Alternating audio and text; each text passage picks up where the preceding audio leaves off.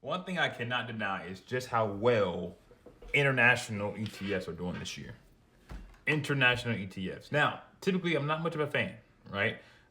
It's kind of like an outdated three-fund portfolio where you would have a total stock market, a international, and a bond exposure. But more so nowadays, people like the newer three-fund portfolio, which is a S&P 500 or like a total stock market, a growth ETF, and a dividend ETF. However, I was looking into some of these international ETFs. One of the more popular ones is VXUS, which is Vanguard Total International Stock Index Fund. This year, since January, year to date, is up 28%, which is incredible. Normally, on average, the S&P 500 grows at about 8 to 10% a year. And this year for the S&P 500, it's up at about 16.5%. So 16.5 versus the international being 28%. If you are invested in international this year, you're pretty happy.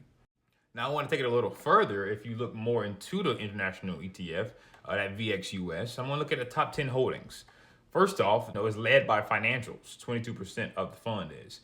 The top 10 holdings include companies like Taiwan Semiconductor, Tencent, Alibaba, China, ASML, Samsung, things like that, Nestle.